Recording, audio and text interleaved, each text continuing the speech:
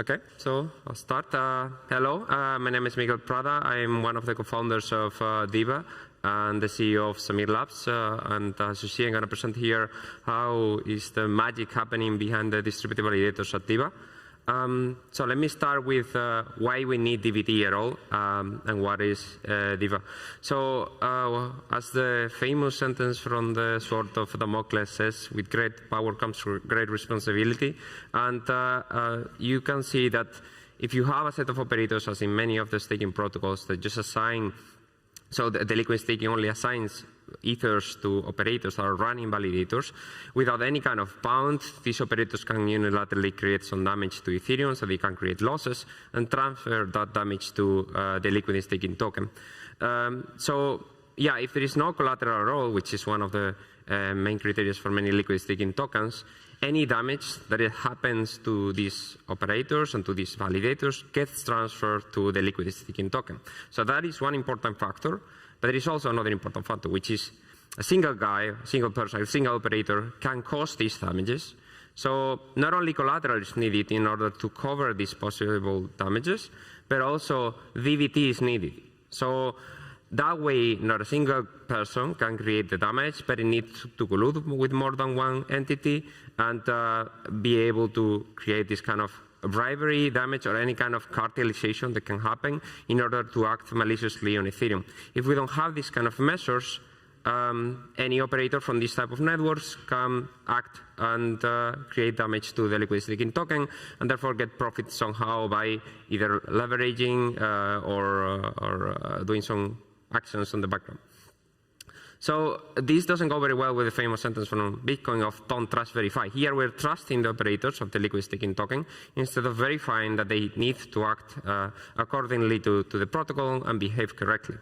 So how does Diva work? Well, Diva started around 2 years ago when I went to a hackathon with another colleague from Upnode, and we started developing a project about DVT. So the idea here was, okay, we want to use DVT. DVT is important. It's important to have the validators being run by multiple entities, so not a single actor can damage the protocol, but that is only one element of many. So at Samir Labs, what we decided is, okay, when we are designing Diva, we need more than that. So it's not only about the DVT, but we also need collateral. Without collateral, even if you trust the operators, they are unbounded. They can do anything, so they can collude and cause damage. As I mentioned before, collateral is an important factor. Another important factor will be that anybody, from our opinion, should be able to join this operator list. So no asking to the DAO, no asking to anybody, no permissions, nothing. If you don't have that, it's not a permissionless network, it's not a permissionless token, it's something, it's a service that you're running with a set of operators and providing as a service through a smart contract. But we don't want this type of closed service, Coinbase, Binance. We want something that is decentralized and it behaves like a protocol as we have always seen. So let's deep dive a little bit into the Diva architecture and how we are doing this. So the architecture starts the same way as any other protocol in general. You have the smart contract and you have the pool of deposits. And then a staker comes and wants to deposit some Ether, which goes to the pool. So the staker is the only one that receives the liquid staking token and they can deposit in this pool. Similarly, you have operators that can join the network by joining on the Diva smart contract. So they join, then operate with a node. So they can register nodes, but we will talk more about this a little bit later.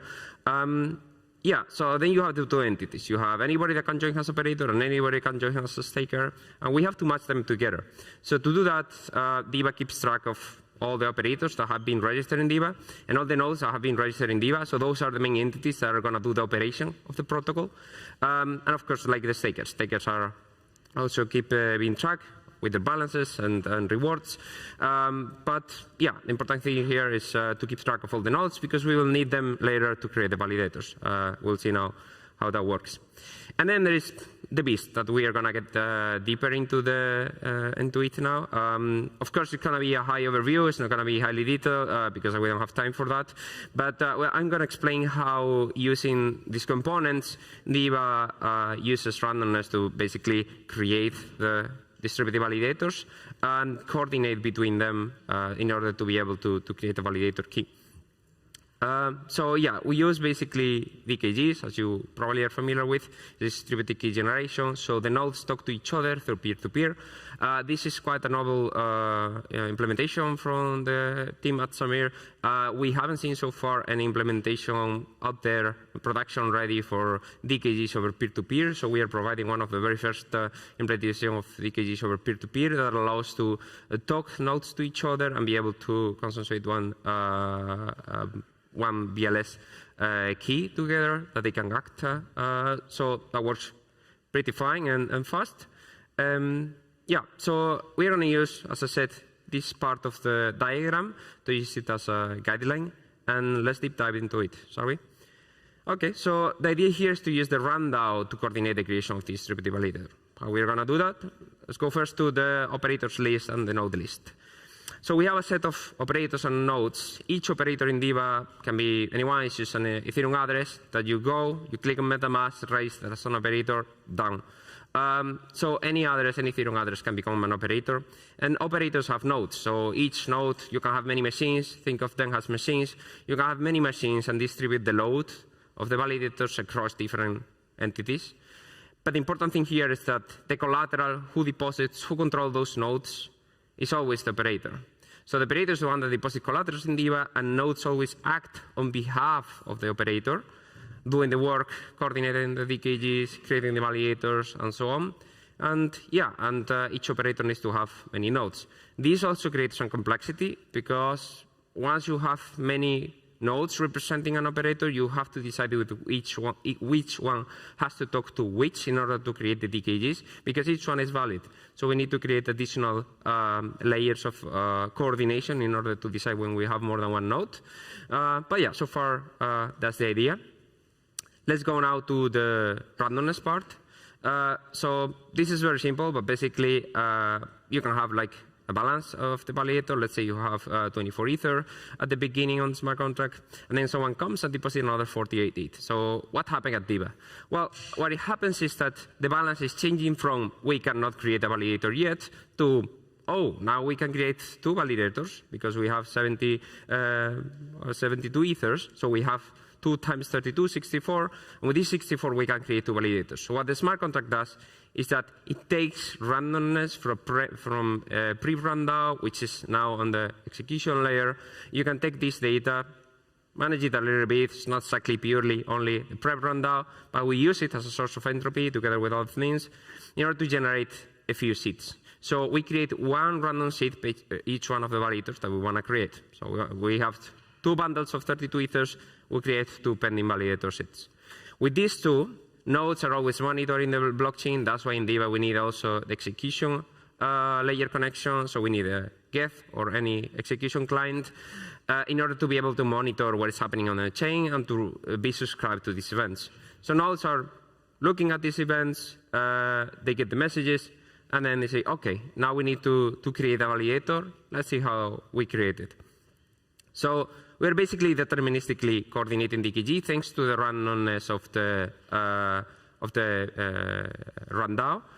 So what we are doing is that we derive from this seed. Let's say we have the seed coming from the rundown, and we derive like many validators ID just consecutively using the hashing of hashing. So then from a single seed, you can create many unrelated seeds for each one of the validators that you want to create. You want to create 1,000, you hash 1,000 times the same seed from the rundown. Then from there, we have 2 main entities on the creation of DKGs. We have what we call participants, whose seed, and we'll see now what is this used for, is generated by hashing the seed of the validator they want to participate. So let's say you have validator 1, you have validator 2, and one participant wants to participate in the validator 1, the pending validator 1 ID. So they have to use the seed of validator 1, hash it with 1, and that's the seed that they are going to use. For what? For something like a lottery. But we'll go on a little bit later. And then there is coordinators, which at the beginning can be a bit shocking and think, oh, coordinators like IOTA. It's not like IOTA. This thing is mostly just as a message sender. So we need someone that has gas fees on their, like on their balance, on their wallets. We don't require to have gas fees on the, like any kind of gas or ethers on the wallet of the nodes. So the whole network can work as long as someone has ethers and behaves as a coordinator, so they can send message to the protocol, they can send message to Diva, subscribe, register, and so on and so forth. So someone needs to pay for that, and of course there will be like compensation for these transactions in order to cover the cost of this type of transactions. But yeah, these coordinators, what they do is coordinating, helping send the messages from the participants. So this guy also have a seed. They also have a number that needs to be used for calculating the weight. What is the weight? Weight is just like a lottery ticket. So each one of the participants, each one of the nodes, each one of the operators have a lottery ticket. They are going to receive a lottery ticket based on this randomness.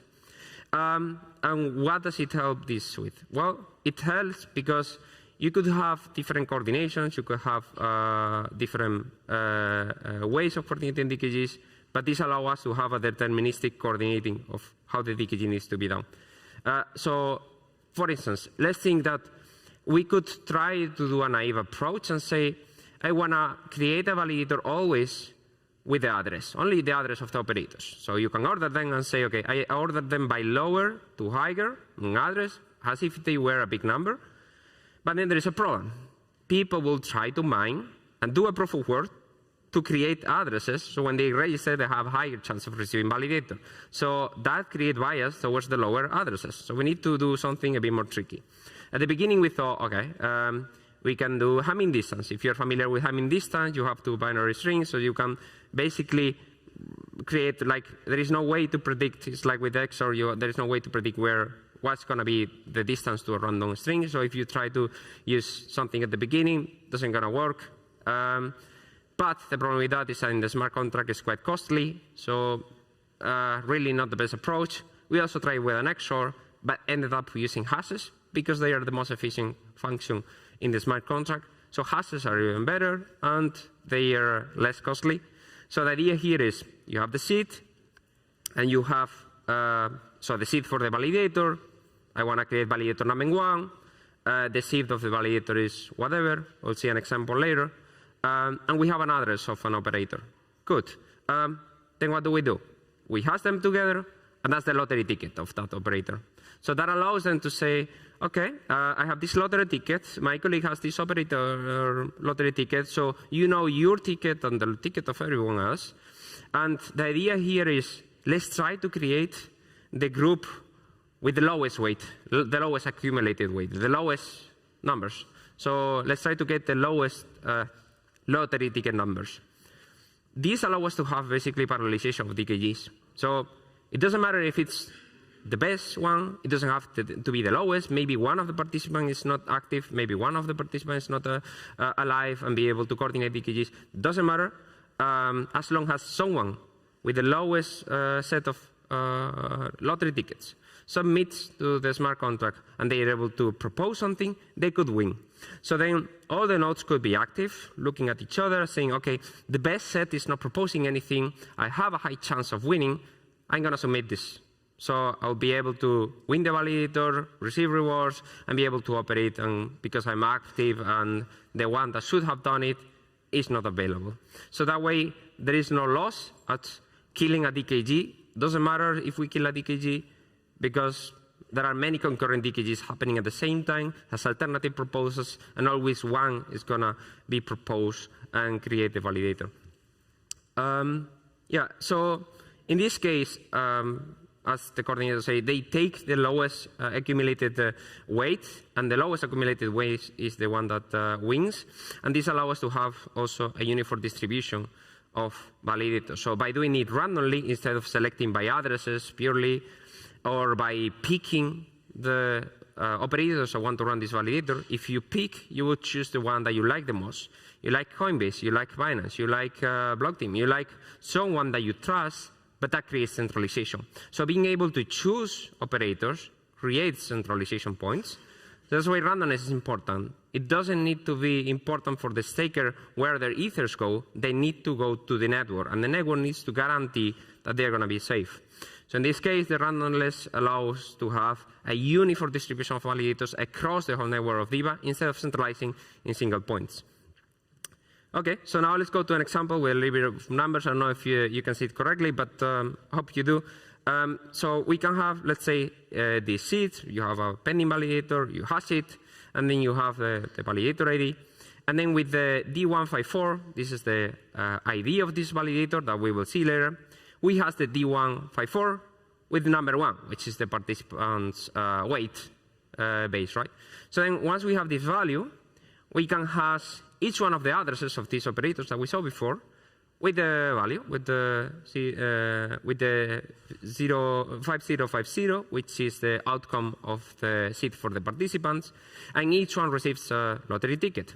The part on the right side of the equation is the lottery ticket, the value that they have earned. As you can see, number 1, 2, 3 are the optimal set. Doesn't mean they are going to receive the validator, not necessarily. Maybe number 1 is not available, and you have 2, 4, 5. 2, 4, 5 could be the winning set if number 1 is not available because it's the second best option, right? But if they are available, then 1, 2, 3 will coordinate the DKG, will create a new key, and will submit to the contract in order to be able to create the validator. So as you see, when you add this value, it gets the minimum sum compared to all the other possible combinations. And for the coordinator, something similar. You have a coordinator weight that you calculate using, again, the D154. You derive that with the number 0, so you have another seed. And this seed is used to calculate the lottery ticket of the coordinator. Great. So in this case, we saw that number 5 is the one that wasn't on the list, but this one is the one that now is chosen to be done on the, to be creating to submitting the message of the DKG proposal. So as you see, this is not one of the participants that we chose, so it's two completely different sets. It could overlap the same set of participants, or it couldn't. Doesn't really matter because it's just a message forwarder. So in this case, it's not in the set of participants that are going to do the DKG, but doesn't really matter because there is nothing that they can affect. All the messages are encrypted end-to-end, so there's nothing that the coordinator can really do or infer other than just submitting messages. The good thing of this is that since it's a message that needs to be sent, and it generates some revenue because you're going to get compensated by it, even MEV extraction could potentially add to the logic, submitting messages from Diva in order to be able to earn this little bit. Because it's going to be guaranteed that if you submit that message, you're going to receive the compensation for it if you're chosen to be a coordinator. So the general architecture here will be that you have the 3 nodes that I mentioned before, where you have number 1, 2, 4. They do the DKG between them, talk to each other, blah, blah, blah, agree on a validator key, and then they send the result to the coordinator. The coordinator, just because it has balance on their wallet, they send the messages. So this is what we are seeing now on the operator testnet of Diva. Who is sending these messages? Well, coordinators that have balance are sending this message constantly to the network in order to create validators. They take the message, submit it to the network, and there is a time in which many proposals are coming. So it's not something instantaneous. You're not going to win by being the first. You just have a time in which people are sending messages of proposals of DKGs. And after that time has passed, then there is a winning validator. And that winning validator will say, OK, proposal number 3 out of the 5 that were submitted is the one that is going to win and create a validator. So then in the next stage, a validator is created by the ones that won in the previous time period. So yeah, and then the general architecture, as you could see here, is basically divided in 2 parts. It's the left part that we saw before, where you have the creation of validators, so people staking Ether, people registering nodes, DKG happening, and the randomness being created there. And the outcome is the yellow ball, the validator. So you end up with a validator after the creation of that. You end up with a public key that's been registered, and a validator is being assigned to that. So the smart contract is the one that sends the funds, but it needs the validator public key in order to register everything. So Diva here acts only as a forwarder of message for the deposit contract. And then the right side has the validation part. So after the validator is created, the left part doesn't matter anymore. You are just receiving duties, working with your validator client, and working with the Ethereum clients that receive messages, signs, aggregate, and there is another coordination and consensus that we don't have time to talk about. But yeah, in the future, hopefully, I can explain more about how the right side, the DBT and coordination part for the signing happens. So I think that's all from my side. Thank you very much to all of you for attending, to Gnosis for organizing this event. And yeah, if you need anything else, just feel free to reach out to me. And yeah, thank you to all of you.